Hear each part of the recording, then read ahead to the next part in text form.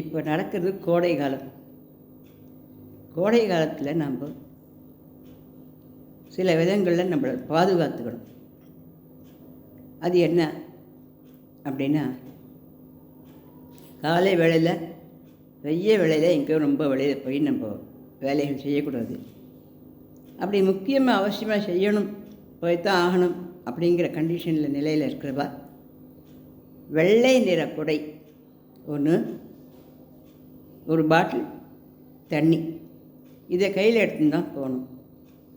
கிளம்புறதுக்கு முன்னால் சர்க்கரையும் உப்பும் போட்ட பாக்கெட் கிடைக்கும். அதை வாங்கி வச்சுட்டு ஒரு ஸ்பூன் அதை தண்ணியில் குத்தி கரைச்சி குடிச்சிட்டு போகணும். போயிட்டு வந்ததும் ஒரு ஸ்பூன் போட்டு ஒரு டம்ளர் கரைச்சி அதை குடிக்கணும். இப்படி பண்ணால் இந்த வெயில்னால் வரக்கூடிய அந்த சன்ஸ்ட்ரோக் அப்படிங்கிறது நமக்கு வராது.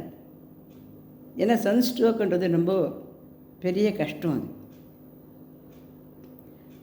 இன்னும் என்ன பண்ணலாம் அப்படின்னா, முதல் நாள் மீந்து போன சாதத்தில் 2-3 டம்ளர் தண்ணி ஊற்றி வச்சு அதை காலையில் அந்த சாதமும் அந்த தண்ணியுமா உப்பு போட்டு வெங்காயம், பச்சை மிளகா, கொத்தமல்லி இதெல்லாம் போட்டு நல்லா கரைச்சி அந்த சாதமும் தண்ணியுமா கொஞ்சம் மோர் விட்டு குடிக்கலாம். இது இந்த வெயிலுக்கு அந்த ஹீட்டுக்கு நல்ல ஒரு குளிர்ச்சியை கொடுக்கும். இன்னொன்று என்னென்னா, இந்த மோர் அடிக்கடி சாப்பிடலாம். ஆனால் வெயிலில் போயிட்டு வந்த உடனே சில்லுன்னு தண்ணியோ அதெல்லாம் குடிக்கக்கூடாது. ஐஸ் வாட்டர் இதுவும் குடிக்கக்கூடாது. ஃப்ரிட்ஜில் திறந்து அதெல்லாம் குடிக்கக்கூடாது. அது அப்படியே அந்த ஹீட்டுக்கும் அந்த குளிர்ச்சிக்கும் அது இறுக்கமாயிடும் உடம்புக்கு, அந்த நரம்புகள்லாம் சுருக்கிக்கும். அதனால் அந்த மாதிரி சாப்பிடக்கூடாது. இன்னொன்று என்ன அப்படின்னா, கர்ப்பிணி பெண்களுக்கு நிறைய ஜூஸு, நிறைய தண்ணி, நிறைய இந்த மாதிரி எலக்ட்ரா, இந்த உப்பும் சர்க்கரையும் போட்டிருக்கிற தண்ணி இல்லையா, அந்த மாதிரி நிறைய கொடுத்துட்டுருக்கணும். ஏன்னா உடம்புல தண்ணியினுடைய சக்தி குறையும். வயசானவா, முதியவர்கள், சின்ன குழந்தைகள், இவாளுக்கு எல்லாருக்குமே இந்த எலக்ட்ரால், இந்த உப்பு சர்க்கரை போட்ட அந்த தண்ணி வந்து காலையில் வருதணும், மலையில் வருதணும், நடுவில் வருதணும், அந்த மாதிரி கொடுக்கறது ரொம்ப நல்லது. உடம்புல அந்த ஹீட்டு வந்து ரொம்ப பாதிக்காமல் அதை பார்த்துக்கும். இன்னொன்று என்ன அப்படின்னா, காலையில் தான் நமக்கு வந்து சன்ஸ்ட்ரோக்கெலாம் வரும், ராத்திரியில் வராதுன்னு கிடையாது. நைட்டில் நிறைய பேர் சன்ஸ்ட்ரோக் வரும். ஏன்னா அப்போ அதே வெப்பம் தான் இருக்குது. அதனால் நைட்டில் வந்து நிறைய தண்ணி குடிக்கணும். சாப்பாடெல்லாம் சாப்பிட்டு நைட்டு டிஃபன்லாம் சாப்பிட்டதுக்கப்புறம் ஒரு 4-5 டம்ளராவது தண்ணி தூங்க போகிறதுக்குள்ளே குடிச்சிடணும். நடுவில் தூக்கம் மூழ்கி குழந்தைகள் அழுதாலோ, இல்லை வயசான வயது உட்காந்து எலும்பெலியும் இருந்தாலோ அவளுக்கும் சமாதானப்படுத்தி அவளுக்கும் கொஞ்சம் தண்ணி கொடுத்து அப்புறம் தூங்க வைக்கணும்.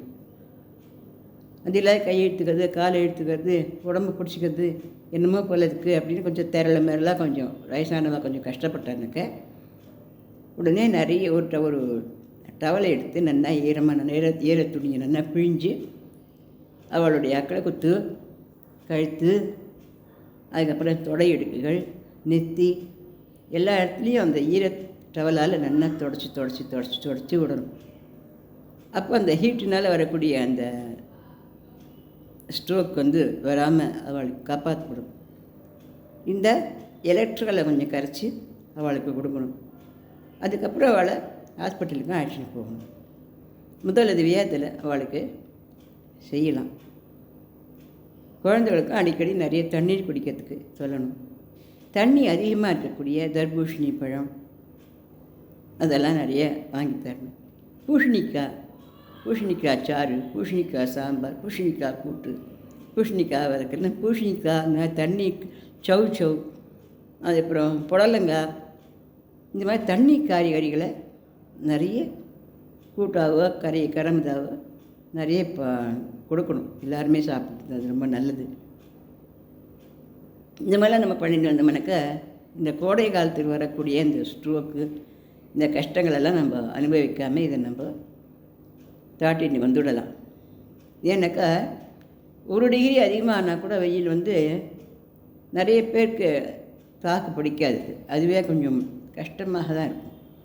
நமங்க வெயிலில் போகிறோம் வெயிலில் வரோம் அப்படின்னாலும் கூட காலையோ இரவோ நமக்கு வந்து அந்த ஹீட்டுனால் வரக்கூடிய பாதிப்பு நிறைய வருங்கிறதுனால எப்போவும் கையில் அந்த ஒரு எலக்ட்ரால், அதாவது உப்பு சர்க்கரை போட்ட அந்த தண்ணி, அந்த ஒரு பொடி இருக்கு இல்லையா, அது எப்போவுமே நிறைய வாங்கி வச்சுக்கிறது நல்லது. லெமன் நிறைய வாங்கி வச்சுக்கிறது நல்லது, லெமன் ஜூஸு. அப்புறம் தர்பூசணி பழம் வாங்கி வச்சு நல்லா தண்ணியும் இனிப்புமாக கலந்த அந்த பழத்தை வயதானவர்களுக்கு, குழந்தைகளுக்கு, கர்ப்பிணி பெண்களுக்கு நாம் எல்லாருமே சாப்பிடலாம். முக்கியமாக அவளுக்கு தான் அந்த தண்ணி சக்தி கொஞ்சம் குறையும் அப்படிங்கிறதுனால அவளுக்கு கொஞ்சம் அக்கறையாக சொல்கிறேன். இந்த மாதிரிக்கு பண்ணணும். வெள்ளைக்கூடை எதுக்குனாக்கா, வெள்ளைக்கூடை வந்து அந்த ஹீட்டை வந்து குறைக்கும். நம்மளால் குடை எடுத்துன்னு போனால் கருப்பு குடையை நம்ம காக்கா குடையை எடுத்துன்னு போவோம், அது இல்லை. வெள்ளைக்கூடையில் வந்து அந்த ஹீட்டை வந்து குறைக்கக்கூடிய சக்தி இருக்கிறதுனால வெள்ளைக்கூடை எடுத்துன்னு போகணும். நாம் நம்மளையும் பார்த்துட்டு நம்ம வீட்டில் இருக்கிற மற்றவர்களையும் நம்ம அவசியம் இந்த கோடை காலத்தில் நம்ம பார்த்துக்கணும். நிறைய பழங்கள், நிறைய தண்ணி, நிறைய ஜூஸு, எலக்ட்ரால், லெமன் ஜூஸ், பழைய சோறு, மோர், பூசணிக்காய் சாறு, இதுகளெல்லாம் வந்து இந்த வெய்ய காலத்துக்கு நம்ம ஹீட் நம்மளுக்கு நிறையா ஆகாதபடி பார்த்துக்கோம். அப்படியே ஹீட்னால பிரச்சனைகள் வந்ததுனாலும் இந்த மாதிரியான முதலுதவிகள்லாம் செய்யலாம். குழந்தைகளுக்கும் எப்பவும் ரொம்ப மெல்லிசாக இருக்கக்கூடிய உடைகளை, காட்டன் ட்ரெஸ்ஸுகளை குழந்தைகளுக்கெல்லாம் போட்டு நல்லா துவைச்சி நல்ல உடைகளை போட்டு இரவு விளையாட்டும், காலை விளையாட்டும். இந்த குழந்தைகளுக்கு காற்றடிக்க அந்த குழந்தைகளை நல்லா கொஞ்சம் ஜில்லுன்னு தூங்க வைக்கணும். ஏர் கண்டிஷன் இருந்தால் தான் இருக்க முடியும் அப்படிங்கிறது இல்லை. இந்த ஷாக்கு அப்படின்னு சொல்லுவாங்க, துணி, அரிசி மூட்டையெல்லாம் ஒரு சணல் மூட்டை எல்லாம் வருது இல்லையா, ஷாக்கு, கோணின்னு சொல்லுவோமே, அந்த கோணியை நல்லா தண்ணியில் நல்லா நனைச்சிட்டு இந்த ஜன்னல் ஓரமாக நம்ம வந்து ஒரு கயிற்று போட்டு கட்டி தொங்க விட்டால் கூட அதுலேருந்து வர காற்று வந்து சில்லுன்னு ஏர் கண்டிஷன் மாதிரி ஜில்லுன்னு உள்ளே வர காற்று வந்து அனல் அடிக்காமல் ஹீட் ஆகாத ரூமெலாம் நமக்கு இதத்தை கொடுக்கும். இந்த மாதிரிலாம் நம்ம வந்து இருக்கலாம். காட்டன் ட்ரெஸ்ஸு கொஞ்சம் நல்லா காற்றடிக்க இருக்கிற மாதிரியா, ரொம்ப இது இல்லாதபடியாக நல்லா போட்டுக்கலாம். இந்த மாதிரிலாம் பண்ணி நாம் இந்த வெய்ய காலத்தில் நம்ம நல்லபடியாக நம்ம உடம்பை பார்த்துக்கலாம். சன்ஸ்ட்ரோக்கெலாம் வராது, ஹீட்னால் வரக்கூடிய பிரச்சனைகள்லாம் நமக்கு வராது. வாரத்தில் 2 நாள் நல்லெண்ணெயை கொஞ்சோண்டு மிளகு போட்டு ஒரே ஒரு பூண்டு அல்லது ஓமம் போட்டு காய்ச்சி ஆண் குழந்தைகளோ, பெண் குழந்தைகளோ, ஆண்களோ, பெண்களோ உடம்பெல்லாம் நல்லா தடவிட்டு வெதுவெதுப்பான வெந்நீர் வச்சு நல்லா குளிச்ச பணக்க உடம்பில் இருக்கக்கூடிய ஹீட்டெலாம் நல்லா குறையும். அதனால் இந்த வெய்ய காலத்தில் வரக்கூடிய வேனல் கட்டி, கரண்டு, அப்புறம் வேர்க்குரு, அந்த மாதிரியானது தான் வராமல் இருக்கும். இப்படி நம்ம செஞ்சு நம்ம நல்லா ஆரோக்கியமாக இருக்கலாமா?